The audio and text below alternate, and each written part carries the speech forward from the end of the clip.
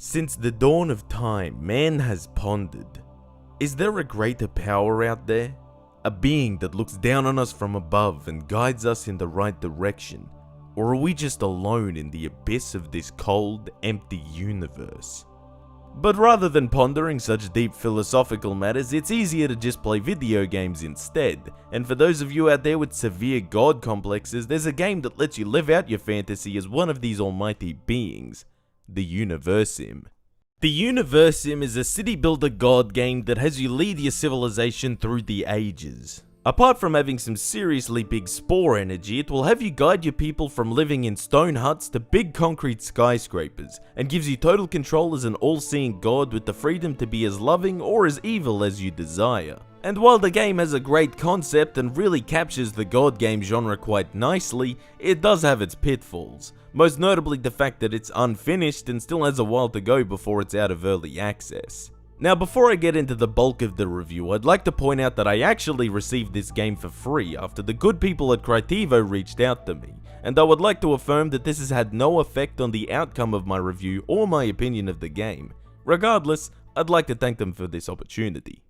As briefly touched on earlier, the goal of the Universim is to lead your civilization from the early knockings of prehistory to the modern day. You lead a race of beings, rather ominously named nuggets, and it is your job to ensure that they get there by whatever means necessary. One of the best things that this game does is give you freedom to play how you'd like. Obviously how benevolent of a leader you are, but also how involved you are with the expansion of your people, as well as how involved you are with them as a god. Both being cruel and kind were fairly viable strategies, though I won't pretend that having a policy of throwing the old and injured into a meat grinder for extra mana points wasn't a little bit more enjoyable. For a game that makes you a god, it probably makes you feel like one too. The powers it gives you really let you have an impact on the planet that you orbit, which I suppose could be taken quite literally.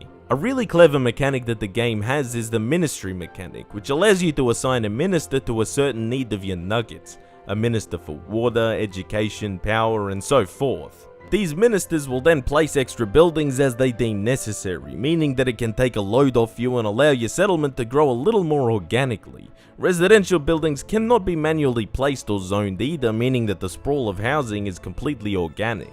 I really like this ministry mechanic, despite being the sort of OCD-ridden tyrant that would prefer to do all the building placement myself, but it's great that the game gives you a choice in the matter. Each of your nuggets will have a personality trait as well as a belief status. They either believe in you or they don't. But apparently sprouting trees from nothing right in front of them wasn't enough to convince them. I enjoyed that the more hands-on you were with your civilization, the more your nuggets actually believed in you. It certainly became much more of a challenge in the later stages of the game to keep them believing in you as well, especially as your population grew. You'll tend to find that as they become more technologically advanced, they don't need to be looked after quite as much, so a society that trends further towards browsing r/atheism is somewhat inevitable, despite your best efforts. Eventually, more settlements of nuggets will appear on the map as well, which will interact with you through a fairly basic trading mechanic or other fairly minor interactions as well. They really didn't do a lot and did not expand past a tiny smattering of houses, meaning they were all the easier to clean up with a meteor strike. I would certainly like to see this expanded upon and have a much more involved political climate. Proper wars would be cool, and maybe holy wars should they believe in some false heresy or something. There's a lot more that could be done with this mechanic. The game does throw natural disasters at you every now and again, but I found them to be rather underwhelming. Locust swarms really didn't seem to do anything, and neither did dust storms, and tornadoes basically never actually piled over my buildings. It also lacked some balance. Buildings like the clone center were largely impractical to operate, and electricity producing buildings became rather redundant due to the fact that you can just charge your batteries with lightning. In its current state, the game is certainly lacking some polish, from a few placeholder names to some other bugs and annoyances that popped up more than I would have liked. I found that every now and again my buildings, especially my factories, just kinda stopped operating and resources were not getting delivered properly, which could only seem to be fixed by saving and reloading. It could also use a few quality of life improvements as well, like having the option to rebuild a building after it collapses rather than having to manually place a new one over the rubble, and the fact that you couldn't place buildings while paused, which pissed me off to no end. The biggest problem that the game has in its current state is that it grinds to a halt in the late game and becomes very tedious. You'll get to a point where you just have to keep making factories, to keep making different resources, to make new factories, to make new resources, and you get the gist of it. Eventually, you can build a cosmodrome which can be used to launch a satellite, where there are 3 different types of which 2 aren't in the game yet. And that's it. Nothing more can be done. Your population will also tend to stagnate pretty hard without a lot to be done about it as the game grinds to a grindy halt. The end game has no incentive to keep you playing. Once you hit this stage, you might as well stop. The game is, however, planning to have proper space exploration as well as the ability to colonize new planets in the future, and I'm sure a procedurally generated space map would give you a reason to keep playing once you finish the research tree. The game also really lacks some variance, some spice to keep it punchy and interesting, something a la Dwarf Fortress or RimWorld, where a whole new story is simulated every time you play. At the moment, each playthrough is only dependent on how you govern. I'd like to see more variance in the nuggets themselves. To begin with, they only have one actual trait to distinguish them, and that trait can simply be neutral, which is horrifically boring. They don't need to go full Dwarf Fortress on this, but making each nugget more unique would certainly go a long way. There is a way that nuggets can kind of influence the gameplay, which is through whoever gets elected as mayor, although their bonuses don't seem to correlate at all with their trait, and you can just influence the outcome. So you basically just pick the bonus you want anyway. It'd be great if there were more ways for your society to pan out, maybe as a monarchy or as a republic, and perhaps the game could give you more tools to indirectly influence this, as well as more ways to influence the tech tree rather than just pressing a button and waiting for time to pass. I think that becoming more of a storytelling device would be really great for this game, and would certainly go a long way to enhancing its replayability. Visually, I found the game to be quite impressive. The art style was nice and consistent, and I really enjoyed little touches like the on-screen dripping effect while it was raining, or how your temple changes appearance depending on how benevolent or cruel you are. The UI was fairly agreeable as well, laid out nicely enough and could be modified somewhat too, but some sick bastard at Critivo set the pause hotkey to P by default. That was quickly rebound to spacebar.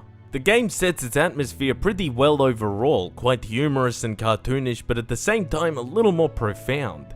You are an all-seeing being, and it is your duty to guide your hapless subjects through the ages however you seem fit, and the game convinces you as such. I really liked the narrator as well. He acted similarly to the narrator in Darkest Dungeon as he provided some running commentary, but had the total opposite effect. He has a very soothing voice, and his narration really fit the genre and the whole god complex issue that the game throws at you very well. Aren't they adorable when they're young? Don't get too attached, though. They're still mortal after all. Plus, they will soon be old enough to have an opinion and make questionable life decisions. Let's see how much you like them then. There's something really quite poignant about how the proportion of your subjects that actually believe in you drops as the population rises. It's easy to keep them all believing in you when they're a smattering of tribes people, but as they become a metropolis and you can't spend as much time with them individually, they forget about you.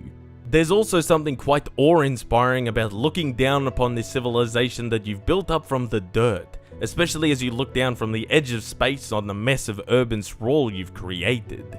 Overall, I found it to be a relatively comfy game, even while I was quite literally grinding my unfortunate subjects into god points, and I found it to be a good game to just play while chilling out or listening to music in the background.